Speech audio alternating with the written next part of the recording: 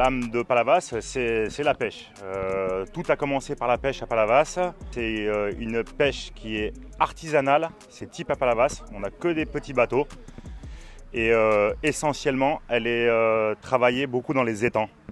Le Palavas est aujourd'hui le premier pêcheur d'anguilles d'Europe. On a des étangs très riches en biodiversité, en poissons. Comme on dit parler, l'anguille, les loups, les dorades, sols, les crabes, crevettes. Et en fait, cette richesse attire les pêcheurs. Au 19e et au 20e siècle, toute la population locale, ou en tout cas les hommes, étaient des pêcheurs de père en fils. C'est une tradition qui a continué à se perpétuer.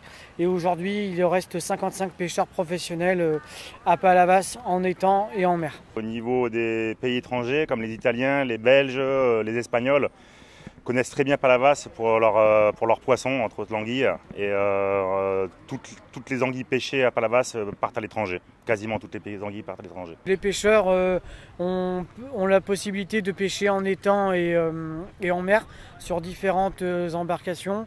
Et un tiers des anguilles qui sont pêchées en France sont pêchées à Palavas. C'est pourquoi on l'appelle Palavas, capitale de l'anguille. Il n'y a pas de circuit de vente directe, de circuit court du pêcheur à l'assiette, comme on dit, au consommateur. Aujourd'hui, non, ça n'existe pas. Et c'est l'objectif, c'est d'arriver maintenant à mettre en avant la pêche de l'anguille à Palavas et et d'arriver à les transformer pour pouvoir faire profiter les locaux, les gens du coin.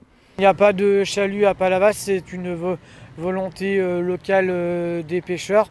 Car ce sont des petits métiers à la mer, ils utilisent de petites embarcations et pêchent uniquement des poissons, donc ce qu'on appelle des poissons pélagiques qui se situent à la surface de la mer, tandis que les chalutiers utilisent de grands filets et pêchent tous les poissons qu'ils trouvent sur leur passage, tandis qu'à Palavas, les pêcheurs pêchent selon la saison et utilisent des filets différents selon les poissons pêchés. Dans les étangs, on a interdit des bateaux supérieurs à 6,50 m. On veut que ça reste des petits bateaux, des petits moteurs. On ne veut pas qu'il y ait aussi d'engins hydrauliques, électriques pour aider le pêcheur. Tout se fait à la main. C'est pour maintenir cette pêche sur le long terme, on va dire. Ça permet de préserver la biodiversité et ils ont également créé une réserve marine en accord avec la commune pour protéger cette biodiversité et permettre à la richesse de la biodiversité de se recréer, de se régénérer. Ce qu'il y a de bien aussi, c'est qu'on a de jeunes générations qui arrivent. Il y a la relève qui est présente, comme c'est très structuré, comme c'est réglementé, les jeunes ont envie de se mettre à la pêche à Palavas parce qu'ils voient de l'avenir. Je souhaite que dans 10 ans, 15 ans, il y ait au moins 55 pêcheurs.